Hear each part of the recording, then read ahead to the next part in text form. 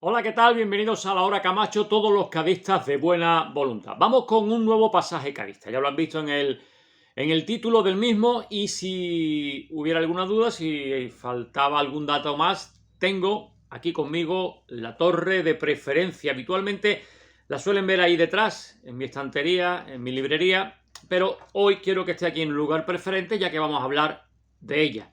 Por cierto, esto es una maravilla. Esto es una obra de arte del artesano gaditano Alejandro Mariño.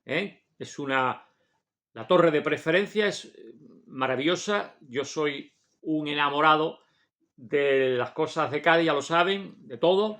Y del estadio, por supuesto, y de la torre de preferencia. Y mi mujer, pues, no dudó en regalarme esta lámpara de Ale Mariño, porque es una lámpara, y además es maravillosa. No tiene genio, no tiene un genio dentro si la froto, pero es una lámpara maravillosa. La torre de preferencia, que como vamos a hablar de ella, pues quiero que me acompañe aquí en primer plano. Siempre la tenemos ahí en un segundo plano, pues hoy la tenemos aquí en primer plano. Ya saben, un poco por aquello de selfie sale el guarismo al revés y las letras, pero aquí pone un 4-1. El Cádiz le ganó 4-1 al Betis en primera, podría valernos ese marcador. La torre de preferencia, torre olímpica también, pues que fue construida junto con el estadio en el año 55, que fue la inauguración. Se empezó a construir en el 54 y costó 11 millones de pesetas, o se presupuestó, y después saldría más. Los arquitectos Muñoz Monasterio y Fernández Puyol fueron los que realizaron la obra. Se dijeron 7 meses de duración, como en toda obra, pues fue bastante más, y se inauguró en el 55. 3 días de festejos. Y de toda la construcción, de todo el estadio, llamaba la atención la espectacular torre que tenemos aquí de 30 metros de altura. Estuvo en pie 48 años. 48 años de vida tuvo esta maravillosa torre, y que costó derribarla. Era un poco como que se negaba a marcharse, no quería irse, por algo sería. Costó derribarla. Ya a título personal, yo personalmente la hubiese respetado. La hubiese integrado en el proyecto del nuevo estadio. No sé cómo. Los técnicos, los arquitectos, no sé si técnicamente sería posible, no sé si hubiese sido apropiado conseguirlo, integrarlo por seguridad, no lo sé. Lo mismo no, pero es que ni se planteó. Yo hubiese respetado de alguna manera que el estadio hubiese seguido la preferencia de alguna manera, pero yo hubiese respetado la torre. Pero bueno, de nada sirve lamentarse, y al menos la tenemos aquí gracias a las manos de Ale Mariño. Cuando fue derribada, evidentemente demolerla no podía ser. Ahí había, no sé, las naves detrás de allí de Loreto muy cerca, como para demoler la torre, y se derribó desde arriba. Pero trajeron una grúa que no era lo suficientemente alta, entonces se demoró y tuvo un indulto del fin de semana, de un fin de semana más. Aguantó un fin de semana más de pie hasta que llegó una máquina más grande que ya sí, pues llegaba hasta arriba del todo, y a base de pellizco fue derribándose la torre. Eso le permitió ver un último partido. Eso le permitió ver un último encuentro en la temporada 2003-2004 en segunda división, quinta jornada, frente al Rayo Vallecano. 1-0 ganó el Cádiz con gol de Jonathan Sesma. Fue el último partido que estuvo allí. Más cositas de esta maravilla. Bueno, pues la torre estuvo pintada de verde. Esto que ven de azul era verde, al igual que las gradas estaban pintadas de verde, un verde clarito. Yo la he conocido pintada de verde. Ya después, posteriormente, se le pintó el color azul, pero ya digo que estaba pintada esto de verde, igual que las gradas del estadio entonces Ramón de Carranza. Yo he tenido la oportunidad de hablar con el hijo de Sebastián Massa, que fue uno de los encargados de la torre, del marcador.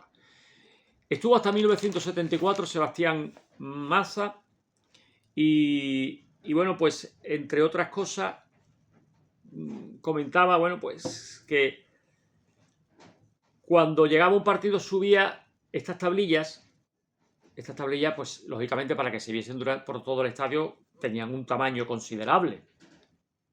Tú desde lejos ves un numerito normal, ¿no? Pero no, eso tenía era un tamaño considerable, que pesaba también lo suyo. Y claro, pues a la hora de empezar, antes de empezar el partido y preparar el mismo, pues subía, pues evidentemente los dos ceros, al 0-0, y 2-3, hasta el 3 del equipo local y hasta el 3 del equipo visitante, no subían todos los números. Y había alguna ocasión, me decía Seba, su hijo, que en alguna ocasión, bueno, pues el Cádiz, o el visitante, pero bueno, el Cádiz, ¿no? Ya marcaba el tercero y, hombre, le daba alegría por el Cádiz, pero es que tenía que bajar a buscar ahora, por si acaso, el cartel del 4, la tablilla del 4, por si era necesario, ¿no? Había unas guías laterales que se metían desde arriba, y después había un tope, un pestillo que, digamos, que aprisionaba y fijaba esa tablilla, ¿no? Para evitar que tuviese cualquier percance, que abajo había gente. De hecho, aquí abajo, los inicios de Brigadas Amarillas era aquí. Que por cierto, era muy bonito también esta parte de abajo con piedra opcionera, al igual que la entrada principal y los rodapiés, ¿no? Del estadio por la parte de abajo era también de piedra opcionera, muy de Cádiz también. Pues aquí, que digo, era el origen de Brigadas Amarillas, una enorme bandera amarilla y azul a cuadritos, cuadriculada, siempre ondeando aquí debajo, ¿no? ¿Qué más cositas del estadio? Me decía también Seba, que aquí no aparece, pero lo pueden buscar en fotografía. Aquí había un ventanuco desde donde en tiempos, estamos hablando de que estuvo hasta 1974, no había tantas radios. Radio Juventud posiblemente, me decía, retransmitía los partidos desde aquí, desde una ventanita que había aquí por el interior. Esto por el interior también tenía una escalera que te llevaba hasta aquí arriba, aquí una puertecita, porque aquí había unos mástiles donde se colocaban unas banderas y había que subir por el interior para poder colocar aquí esas banderas. Más detalles. Ven aquí el escudo, un escudo dorado de la ciudad de Cádiz, de bronce. Este escudo estaba tapado durante mucho tiempo, estuvo oculto.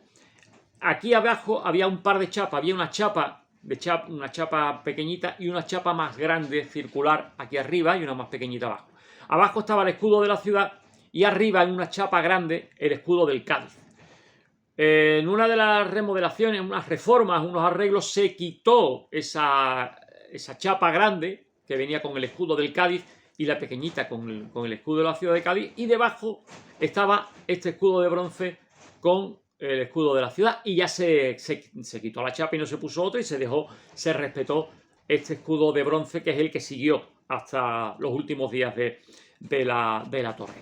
También es verdad, aquí me decía Seba que su padre en algunas ocasiones, bueno, pues permitía que algún chiquillo, algún chaval acompañase a él, al encargado, al padre, y a Seba, su hijo, que tenía la suerte de ver el partido desde ahí.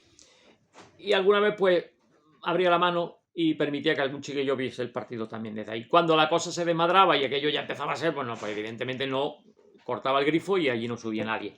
Me decía también que es desde donde mejor se veía el fútbol, mejor que en el palco.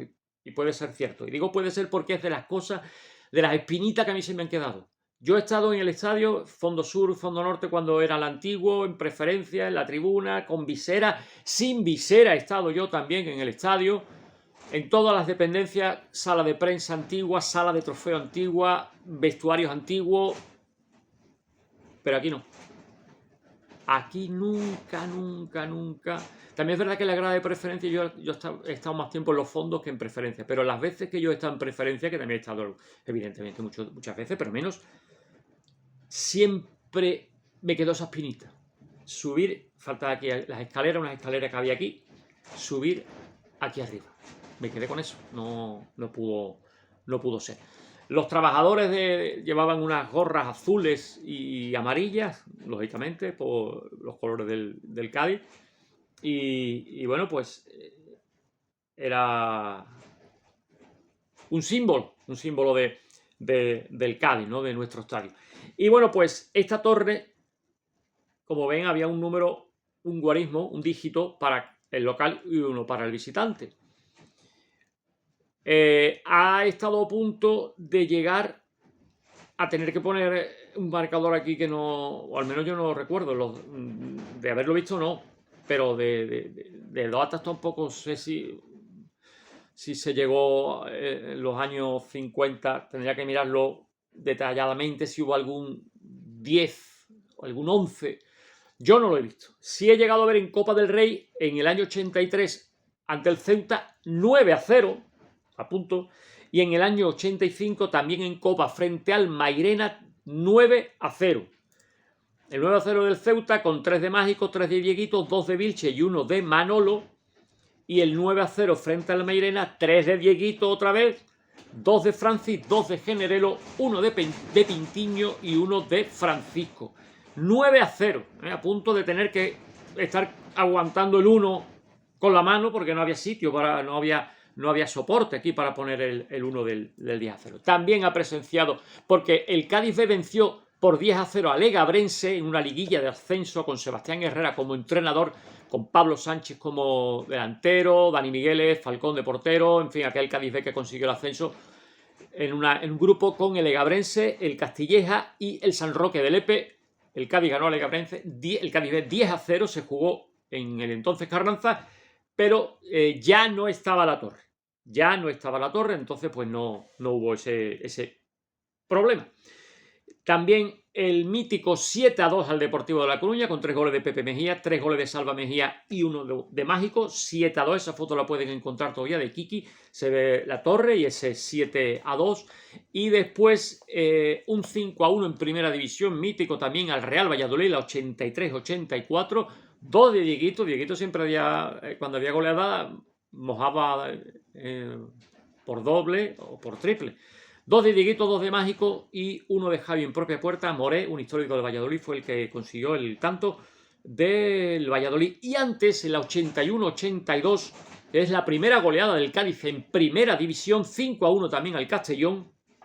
Les recomiendo el podcast del podcastista Unidos al Castellón, porque hablo de esto.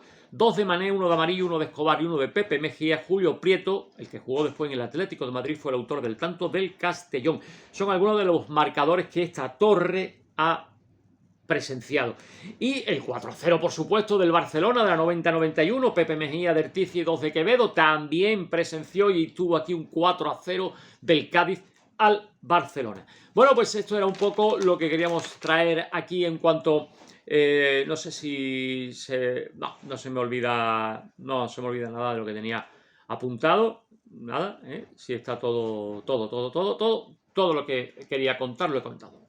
Un símbolo del cadismo, de nuestro estadio, que se debería haber respetado. No fue así, es una auténtica pena. Por cierto, sobre el tema de los cuelos del anterior pasaje cadista, me llamaba Javi Osuna y me contaba algunas cosillas. Me decía que él había usado la soga en Fondo Norte. Recuerdan que yo decía en Fondo Sur lo recuerdo, en Fondo Norte se haría también, pero yo no lo recordaba. Me dice que él se ha colado por Fondo Norte y ha prescrito. Con la cuerda, que a veces la cuerda no tenía los nudos que yo decía para facilitar el subir. Era una cuerda pelá y monda lisa, sin nudos.